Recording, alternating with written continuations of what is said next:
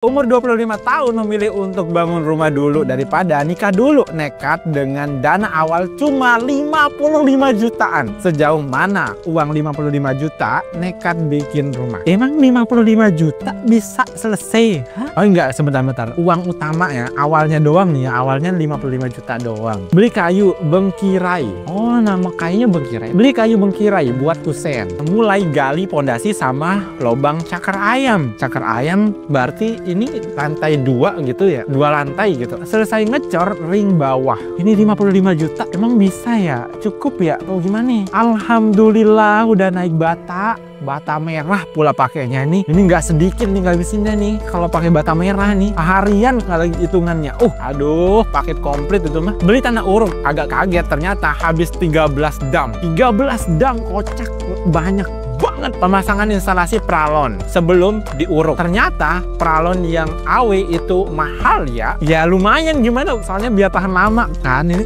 di bawah nih dipakainya, ntar kalau kenapa-napa kan susah juga. Terus nggak kerasa kusen udah kepasang aja nih. Ini kayaknya nggak sederhana sih rumahnya ini. Kelihatan dari luarnya aja ini nih kelihatannya nih. Ini nggak sederhana ini rumahnya. Kusen teras belakang untuk pintu sliding nantinya. Nah kan ini nggak rumah yang nggak simple, nggak sederhana ini kayaknya nih. Tapi 55 juta emang bisa selesai. Kusen udah terpasang semua. Lihatlah dari depan ini kayaknya bukan rumah yang sederhana ini. Ini kayaknya 2 lantaian nih kayaknya nih. Nah kan mulai ngerjakan teras depan. Bikin topi jendela kamar biar nggak kena air hujan kalau hujan. Ini beneran ini rumah yang nggak sederhana. Ini rumah yang nggak simpel gitu lah. Ini bukan kayak rumah di pedesaan. Mulai naik bata atas kusen. Nah kan 2 lantai apa gimana nih ini ya. Beli bata 8.000 bata lagi. Ini beli bata yang kedua 8.000. Ini kloter keduanya kocak banyak banget ya. Alhamdulillah udah nampak rumah, tapi pasir mau habis. Ini sumpah 55 juta emang bisa. Ini 80 aja ini kalau ini cukup. Ngatur talang dulu karena saya maunya atap tersembunyi. Jadi harus ada talang di dalam rumah. Ini benar-benar rumah yang nggak sederhana ini. Beli besi kedua kalinya karena pertama beli baru 100 batang.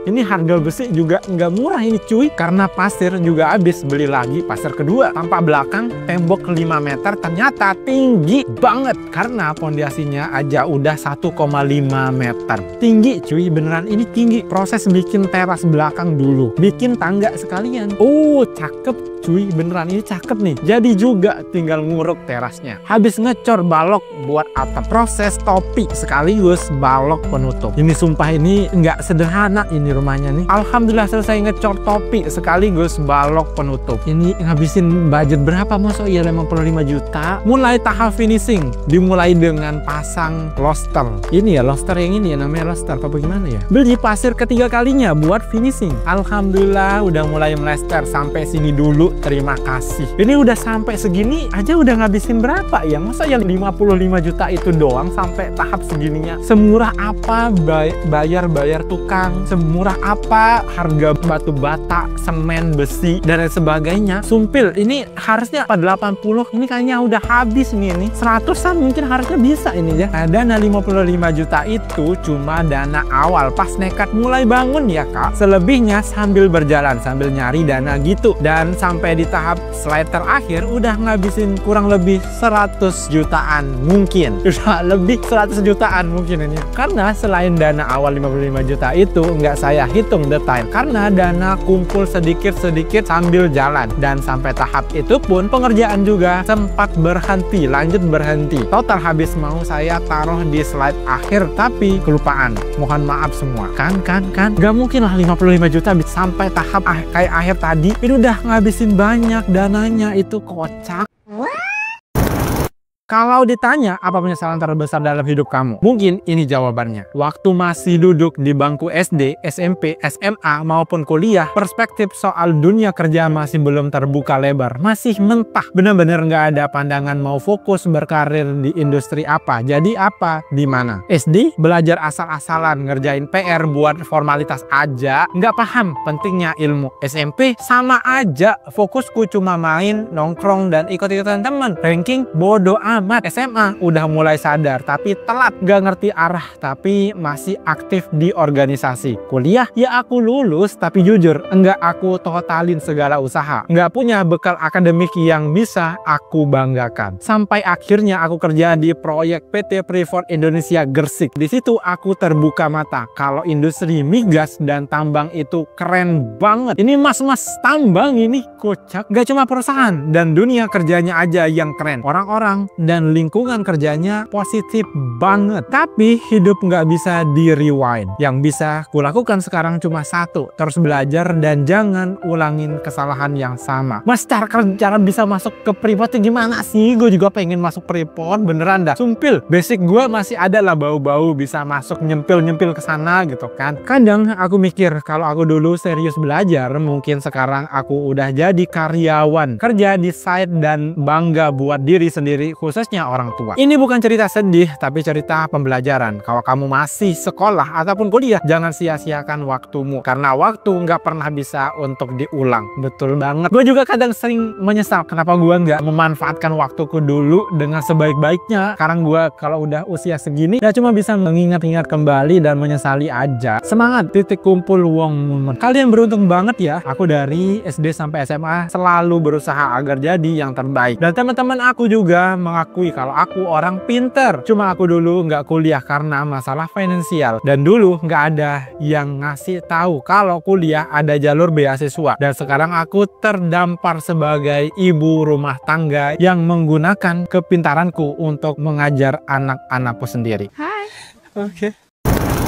Ibuku pernah bilang, kamu yang paling kuat. Kenapa? 2022, adikku meninggal karena sakit kepala. Sakit kepala? Diagnosanya apa ini? Kanker kepala kah? Atau apa? Tumor kah? Atau apa? 2023, ibuku meninggal mendadak pas Idul Fitri setelah beliau sholat subuh. Hah? Ini berturut-turut dari 2022, 2023. Kakakku meninggal karena gagal ginjal 2025. Secepat itu kalian pergi. Sekarang mereka jadi anak-anakku. Kuat banget. Ini bener-bener kamu kuat banget, Mbak. Semoga banyak rezeki ya kalian semua. I will survive for you. Masya Allah. Anak dari kakaknya, dia yang cover sekarang. Kuat banget, Mbak. Ini bener-bener arti kata kuat ini. Kakak istrinya kah? Atau adiknya Ferry Rotin Sulu, itu kan kiper the best pada masanya. Budget wedding kami ini kayaknya sederhana banget ya. Ini gue menemukan dua video dalam waktu yang bersamaan nih. Budget wedding kami, KUA Pusaka, Pusat Pelayanan Keagamaan Kecamatan Batam Kota. Oh, Kota Batam. Nikahnya di KUA, gratis. Pengantin lapar langsung makan-makan di warung ini mah. Nasi orek plus telur dadar plus sosis gulai plus sosis goreng plus mendoan. 16.000, murah ya di sana ya. Kuku bima bisa 5.000. Ini punya teman. Habis itu beli bunga, belum. Nggak ngerti nama bunganya, pokoknya bagus. Setelah itu foto box. Aku pakai 2 background. Per backgroundnya 35.000. 35.000 kali 2, 70.000. Seirit ini loh, bisa loh sampai sah loh ya. Nggak mesti harus neko-neko. Habis itu ngopi sebelum pulang. Ngoji itu samar 35.000, 28.000, 32.000, 95 plus 10% PPN. Sependek ini acaranya, nggak perlu harus panjang-panjang, nemuin orang banyak-banyak. Bisa sesimpel ini loh ya. Nikah di KUA itu gratis plus makan minum 21.000 plus bunga 100.000 plus foto box 70.000